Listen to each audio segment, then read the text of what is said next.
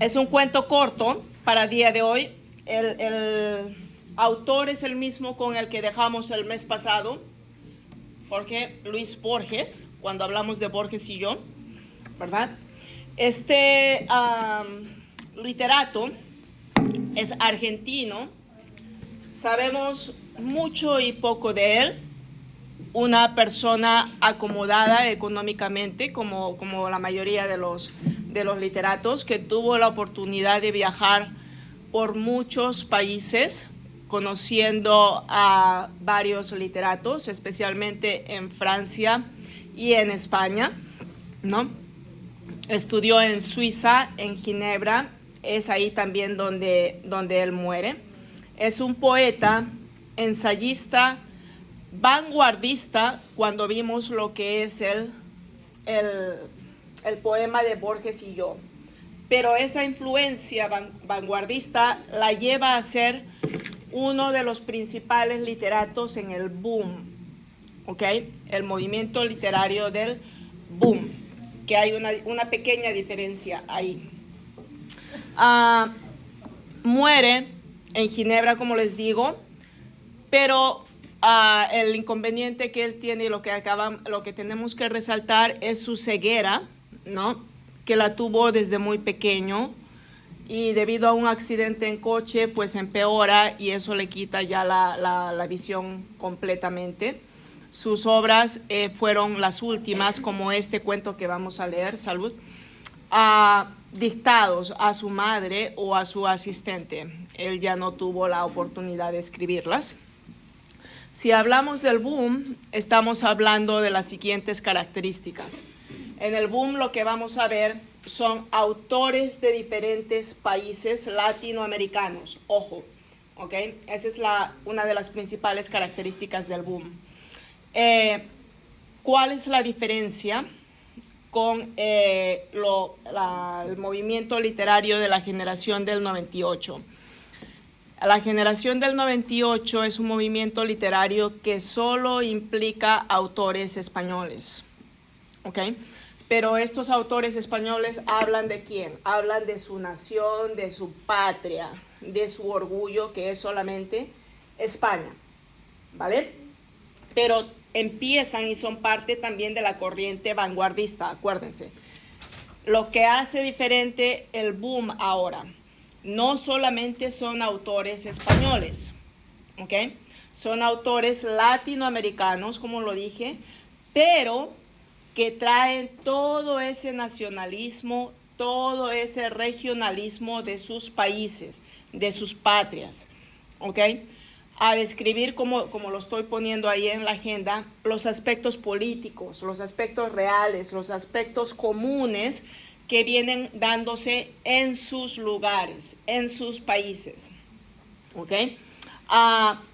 Sigue trayendo lo que corresponde a la vanguardia cuando hablamos de la revolución al escribir, temas libres, ¿ok? Sin ninguna métrica, versos libres, sin ninguna forma.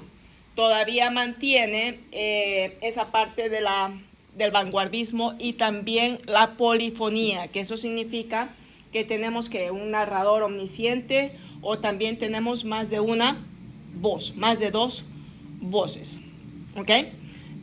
¿Me entienden más o menos la diferencia? Ok.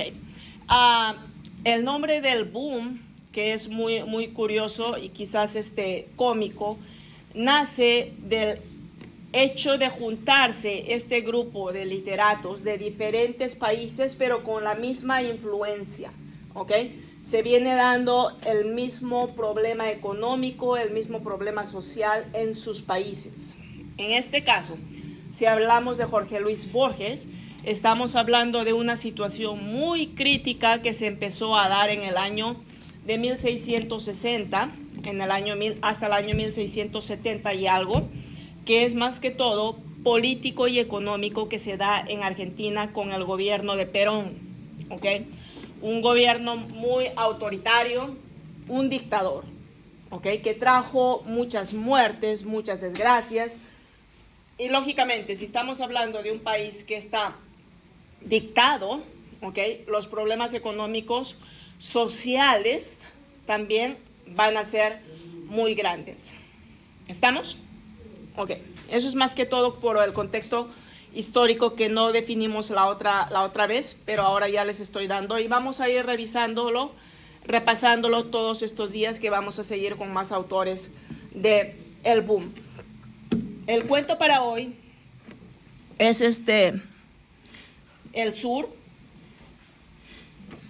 No veo, no traje mis lentes, sorry. No sé dónde está. Es un cuento corto, ¿ok? A los temas que van en este cuento, lógicamente, si estamos hablando de nacionalismo y regionalismo, estamos hablando de sociedades en contacto, ¿ok? Cuando hablamos de sociedades en contacto, estamos hablando de una región, de un país, de una nación, estamos hablando de un periodo de tiempo y también estamos hablando de lugares. Por eso es que tenemos el tema del tiempo y el espacio, ¿ok?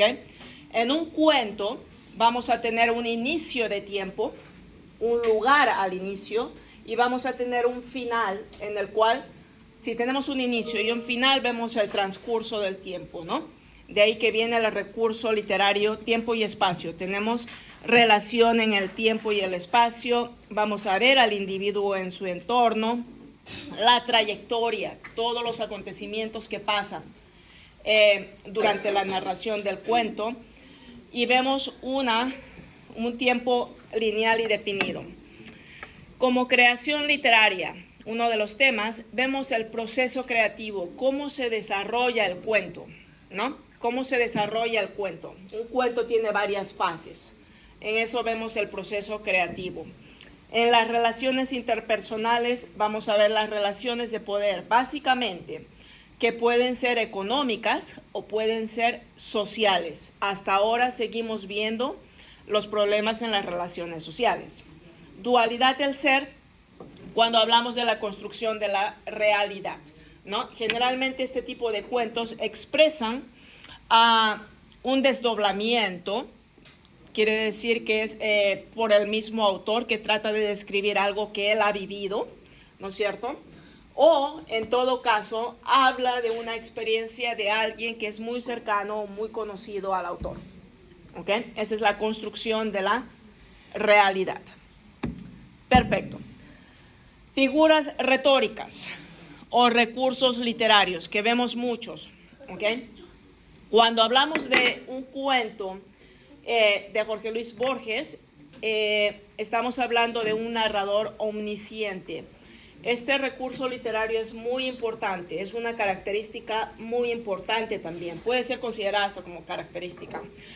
Narrador omnisciente, si no recuerdan ustedes, es cuando se trata de una tercera persona, por eso hablamos de polifonía, el cual lo está relatando, relata el cuento de una forma verídica, ¿ok? Quien lo relata está 100% seguro de las cosas que está diciendo, de lo que está relatando, es completamente cierto, ¿ok? De ahí que viene un narrador omnisciente. Yuxtaposición, ya hemos hablado de eso. Enumeración, vemos alusión literaria. Jorge Luis Borges, como pues cualquier persona que le gusta escribir, ¿no? Ha leído mucho y dentro de los autores que, las obras literarias que a él le gustan y son sus favoritas, las menciona en este cuento, como son Las Mil y Una Noches y El Mago del Chaddad. Son sus obras favoritas, personales de él, que las incluye en este cuento. Vamos a ver personificación porque este cuento, el título lo menciona. Él trata de describir su lugar de nacimiento, su lugar de donde creció, que es en el sur de Argentina. Okay, lo cual significa mucho para él. Es un regionalismo que vamos a ver muy marcado en este cuento. Ahí vemos una prosopopeya muy fuerte, ¿no? Sinestesia. ¿Quién se acuerda qué es sinestesia? ¿Qué incluye qué? Ay, Dios. Los 5 sentidos que tenemos, ¿no? 5 sentidos. Perfecto. Hipérbole, creo que ya no tenemos que repasar. Y metáfora. Este autor, Jorge Luis Borges, es un genio cuando hablamos de metáfora y de hipérbole. Él hace una combinación fabulosa en una sola frase. Él mezcla lo que es una metáfora y una hipérbole. Es increíble, lo vamos a ver. ¿Okay? Vemos preguntas retóricas que ya lo sabemos. El símil, que es comparación usualmente con las palabras como y cuya, ¿no? Acotación, cuando vemos algo que está entre paréntesis. Simbolismo, repetición, y como repetición también repetir las preguntas retóricas. Pues bueno, seguimos. Lo repetí. Perfecto. Ahora vemos lo que es el cuento. El cuento es como 5 hojas más o menos que está, ¿no? Es un cuento corto. Yo tengo acá mis notas, pero les voy a leer el resumen que yo puse en la agenda, ¿no? En el sur, Borges cuenta la historia de Juan Dalman, quien descubre que está al borde de la muerte en un sanatorio. Pero luego de recuperarse, viaja al sur, donde un hombre inicia una pelea y Dalman encuentra que debe morir en una pelea en lugar de morir en un sanatorio. Sanatorio es un hospital, ¿no? En el cuento se presume que Borges trata de decir que su protagonista, Juan Dalman, no va realmente al sur, sino que se trata de un sueño y que es probable que muera en el sanatorio, en el hospital, y que ese viaje sea una fantasía, un delirio que Dalman tiene en el cuento para huir del dolor que él está teniendo en el hospital. Es un supuesto, ¿no? Se trata de entender más o menos de esa forma este cuento, porque el final de cuento es muy incierto, realmente no sabemos qué es lo que pasa, ya lo vamos a leer. Dalman decide que esta es la forma más honorable de morir y no en el hospital donde está recluido. El autor a lo largo del cuento sugiere que Dalman se encuentra en un sueño de evasión. Evasión significa de escape, de no aceptar algo, ¿ok? Pero la forma como lo escribe Jorge Luis Borges realmente nos hace pensar de que no es un sueño, no es una imaginación, no es un delirio que él está teniendo en el hospital, sino que quizá realmente él se curó y salió del hospital, ¿no? Es una cosa que tenemos ahí vaga e incierta. Pues empecemos con la página número 56. Deja de hacerme bully, Sochi. La que me hace bully la Sachi. Ok, perfecto. Nos vamos a imaginar acá para entrar a fondo a lo que es el cuento. Tenemos a Juan Dalman, si hablamos de personajes para que lo escriban en su hoja, ¿no? Juan Dalman es el personaje principal del cuento, ¿ok? Es un argentino originario del sur, el sur de Argentina. El sur de Argentina se caracteriza básicamente por la agricultura, por la ganadería que existe en ese país. Y es muy representativo cuando hablamos del sur de Argentina, hablar de los gauchos, ¿ok? Los gauchos vienen a ser como los cowboys, podemos decir, ¿no? De acá de Estados Unidos. Tienen casi una vestimenta similar, ¿no? Con sus botas altas de cuero, sus chalecos de cuero, sus sombreros de ala larga, ala alta. Tienen mucha similitud. Son gente del campo, gente de ganadería, como les estoy diciendo. Es un representativo muy fuerte de lo que es la cultura argentina. Y de este lugar es que nos va a hablar Jorge Luis Borges. Ahora, Juan Dalman, que es el personaje principal, nos cuenta al inicio, nos describe su origen, ¿no? Nos cuenta de su abuelo inglés, de Inglaterra, ¿no? Que se llama ¿cómo se llama? Johannes Dallmann. Pero por otro lado también nos cuenta de Francisco Flores, que es el abuelo argentino. ¿Ok?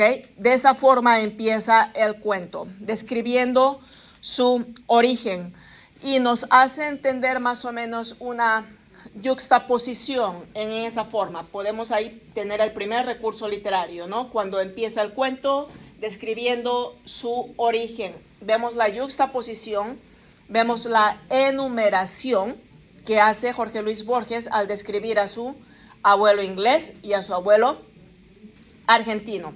¿Ok? Empezamos entonces con el cuento. El hombre que desembarcó en Buenos Aires en 1871, qué joda, se llamaba Johannes Dallmann, es el abuelo, ¿no? Era pastor de la iglesia evangélica en 1939. Uno de sus nietos, Juan Dallmann, era secretario de una biblioteca municipal en la calle Córdoba y se sentía hondamente argentino. Su abuelo materno había sido aquel Francisco Flores, el 2 de infantería de línea que murió en la frontera de Buenos Aires, lanzado por indios de Catriel, en la discordia de sus dos linajes. Juan Dallmann, tal vez a impulsos de la sangre, acá vemos una acotación por los paréntesis, a impulsos de la sangre germánica, eligió el de este antepasado romántico o de muerte romántica. Ok, acá vemos como tres recursos literarios. Como les digo, la yuxtaposición, ¿no? La enumeración, la acotación y el cuarto recurso literario, que es el más importante. Vemos al narrador omnisciente. ¿Ok? Acá hay otra persona que nos está relatando acerca de Juan Dallmann. ¿Ok? Y acuérdense que el narrador omnisciente es un recurso literario muy fuerte que puede ser que venga en los exámenes. ¿Ok? Perfecto. Seguimos. Un estuche con el, bueno, hace una enumeración en el cual nos describe a ambos abuelos, ¿no? Nos menciona también a Martín Fierro. Martín Fierro es un gaucho muy popular en Argentina. ¿Okay? Eso es una alusión histórica que él también menciona acá en su cuento, ¿no? A costa de algunas privaciones, Dallmann había logrado salvar el casco de una estancia en el sur que fue de los Flores. Una de las costumbres en su memoria era la imagen de los eucaliptos balsámicos y de la larga casa rosada que alguna vez fue carmesí. Las tareas y acaso la indolencia lo retenían en la ciudad. Verano tras verano se contentaba con la idea abstracta de posesión y con la certidumbre de que su casa estaba esperándolo en un sitio preciso de la llanura. En los últimos días de febrero de 1939, algo le aconteció. ¿Okay? Acá sigue el narrador omnisciente contándonos, ¿no? Acerca de Dallmann. Y nos dice de que, bueno, él está en Buenos Aires, no nos menciona, pero nos cuenta que él está en la ciudad. Cuando hablamos de la ciudad, estamos considerando Buenos Aires, ¿no? Y él está en la ciudad, ¿por qué? Porque ahí es donde trabaja y porque ahí es donde tiene el dinero para poder sobrevivir. Pero también nos cuenta de que él siempre tiene en su mente ese sueño, ¿verdad? De regresar al sur, de regresar a su lugar de origen. Él siente el olor de los eucaliptos, nos dice ahí, ¿no? Él recuerda esa casa rosada que en algún momento fue carmesí. Carmesí quiere decir roja, es decir, una casa que ya está viejita, ¿no? Él todavía tiene en su mente eso cuando está en la ciudad. Siente como un lamento, una tristeza de que no puede regresar aún a su pueblo, digamos así. Ok, en los últimos días de febrero de 1939, algo le aconteció. Ciego a las culpas, el destino puede ser despiadado con las mínimas distracciones. Dallmann había conseguido esa tarde un ejemplar descabalado de las 1001 noches, es lo que les mencionaba de ese libro, ¿no? Que es su favorito. Esto es alusión literaria, ¿no? De Will. Ávido de examinar ese hallazgo, no esperó que bajara el ascensor y subió con apuro las escaleras. Algo en la oscuridad le rozó la frente. ¿Un murciélago? ¿Un pájaro? Preguntas retóricas ahí, ¿no? En la cara de la mujer que le abrió la puerta vio grabado el horror, y la mano que se pasó por la frente salió roja de sangre. Acá tenemos cromatismo también, ¿no? Y cuando hablamos de la mano que se pasó por la frente, salió roja la sangre. Pues, ¿qué otro color va a ser la sangre si no es roja? ¿No? Acá, ¿qué vemos entonces? ¿Qué recurso literario es ese? Salió roja de sangre. ¿Qué es? No es hipérbole. ¿Cuál es el otro? Ok, muy bien. Ok, entonces, ¿qué es lo que pasó acá? Pues el hombre había encontrado una copia de su libro favorito, Las 1001 noches. Estaba en su trabajo, ¿no? Y en vez de esperar por el ascensor, ok, ya era la hora de irse a casa, él empezó a bajar por las escaleras, apurado para poder llegar a casa y leer su libro. Cuando sale y abre la puerta, él se golpea con algo, que dicen ahí, ¿no? ¿Habrá sido un murciélago? ¿Un pájaro? ¿Con qué se golpeó? Pero no. Nos cuenta acá de que se golpeó con alguna estructura de la puerta que tenía colgado, y eso le causó, ¿qué? Una herida en la frente, que cuando él abrió la puerta para salir, ¿no? La mujer que lo vio, ¿qué tenía acá? Quedó horrorizada, asustada, y cuando él pasó la mano por la frente, estaba con sangre. Pues para hacer un poco corto el cuento, se limpia la sangre, ¿no? Y se va tranquilo a casa a leer su libro de las 1001 noches. En la tarde, ya más tarde, él empieza a tener un poco de fiebre, ¿no? Un poco de fiebre, pero no le toma atención. Simplemente se hace una ligera curación en la herida y lo deja pasar, ¿no? Lo deja pasar. Continúa su vida regular, yendo al trabajo, y ahora vamos a la siguiente página. Dalman logró dormir, pero a la madrugada estaba despierto, y desde aquella hora el sabor de todas las cosas, ¿qué vemos acá? Un sentido, ¿verdad? Es una sinestesia. El sabor de todas las cosas fue atroz, como les dije. La fiebre lo gastó, y las ilustraciones de las 1001 noches sirvieron para decorar pesadillas. Era tan alta su fiebre que ya tenía como pesadillas. Amigos y parientes lo visitaban y le miraban la herida, ¿no? Y él decía, no pasa nada, todo está tranquilo. Hasta los mismos vecinos y familiares empezaron a creer y decir que, pues realmente, él estaba muy bien, ¿no? Dalman los oía con una especie de débil estupor, y le maravillaba que no supieran que estaba en el infierno. Él sentía que algo estaba mal, ¿ok? 8 días pasaron, como 8 siglos. ¿Qué es esto, chicos? Un símil, pero ¿qué más? 8 días pasaron como 8 siglos. ¿Qué es eso? Una hipérbole, ¿ok? ¿Y qué más? Una metáfora. 8 días pasaron como 8 siglos. Es la combinación que les estoy diciendo que Jorge Luis Borges es muy bueno. Tiene una metáfora, tiene una hipérbole y hasta un símil ahí, en solo una frase, ¿ok? Él estuvo ya casi con ese sentimiento, como no sintiéndose bien, debido a la herida que tuvo en la frente, como 8 días. ¿Hasta qué pasó? Tuvo que ir al doctor. Fue al trabajo, pues sencillamente no se sentía bien, para hacerlo muy corto, ¿no?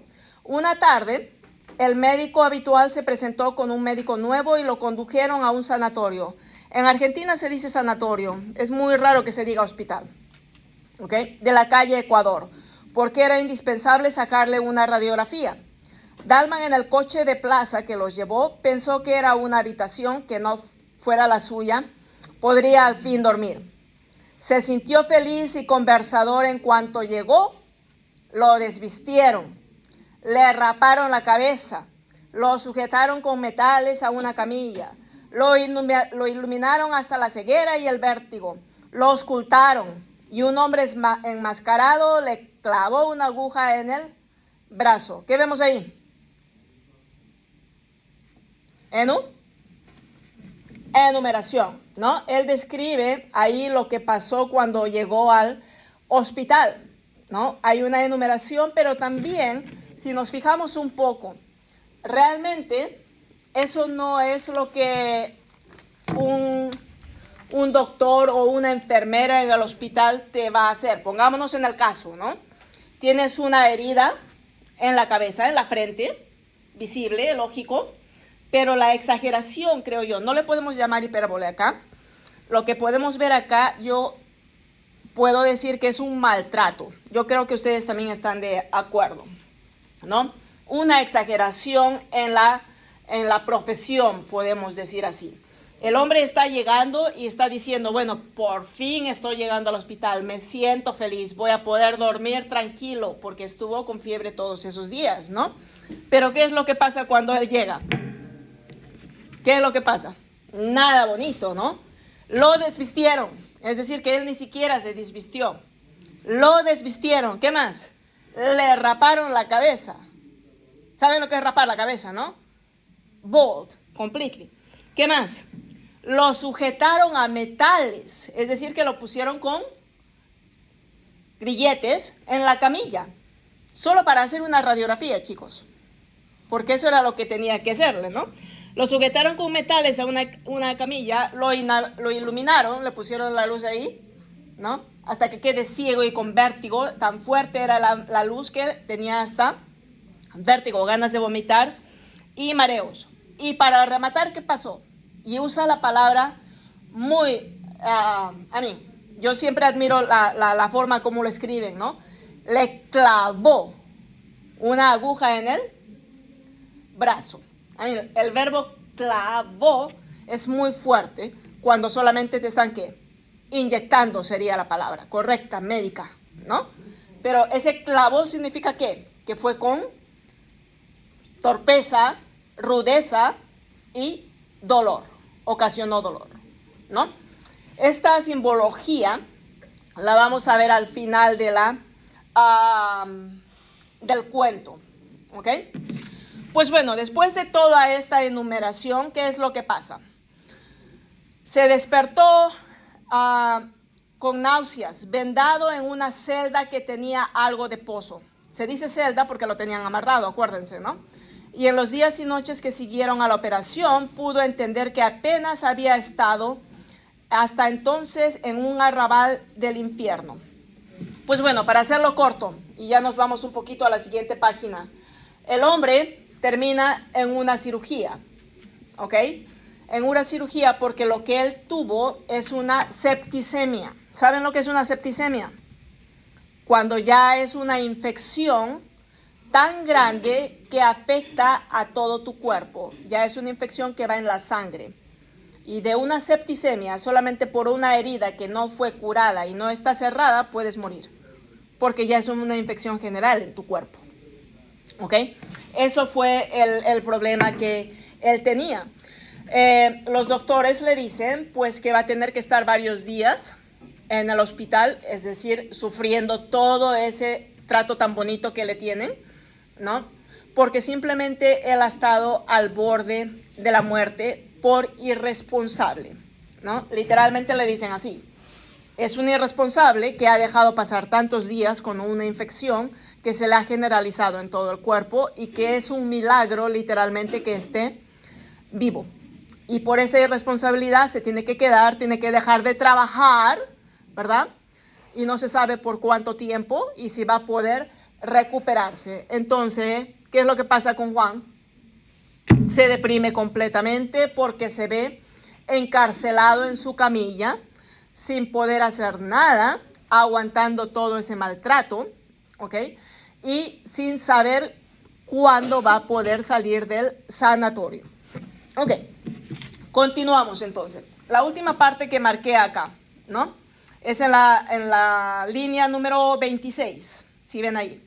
Pero cuando el cirujano le dijo que había estado a punto de morir de una septicemia, Dalman se echó a llorar, condolido por su destino, ¿no? Lamentando su destino, su desgracia, las miserias físicas y la incesante previsión de las malas noches no le habían dejado pensar en algo tan abstracto como la muerte. Acá tenemos una metáfora larguísima y que también podemos combinarla como una hipérbole, ¿no? Dalman se echó a llorar, condolido por su destino, lamentando su desgracia, ¿no? Las miserias físicas es una metáfora y una hipérbole a la vez. Y la incesante previsión de las malas noches no le habían dejado pensar en la muerte.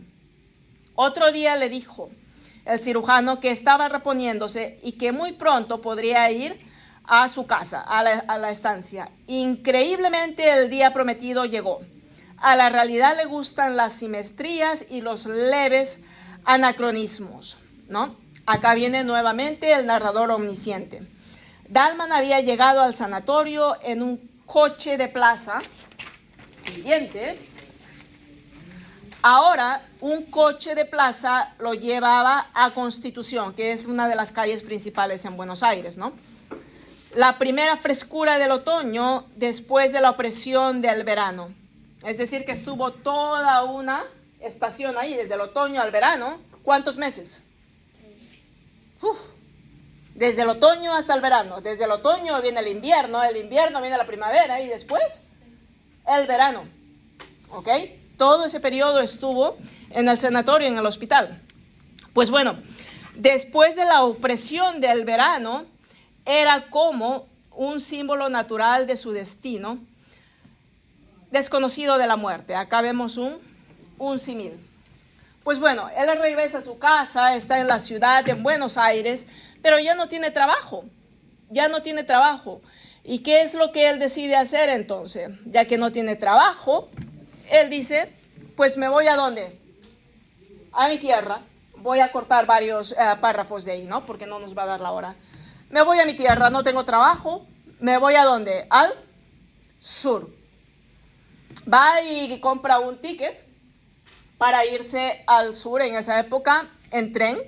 No había todavía los buses que podían ir a tan larga distancia, ¿no? Los ómnibus. Así es que se sube al tren, feliz y contento porque por fin va a regresar a su pueblo adorado. Se va al sur. Pero ¿qué es lo que pasa? Mientras él está en el tren, en el hall de la estación advirtió que le faltaban 30 minutos. Recordó bruscamente que en un café de la calle Brasil, a pocos metros de la calle Irigoyen, en Buenos Aires, había un enorme gato que se dejaba acariciar por la gente, como una divinidad desdeñosa.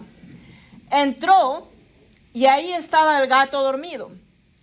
Pidió una taza de café, la endulzó lentamente, la probó.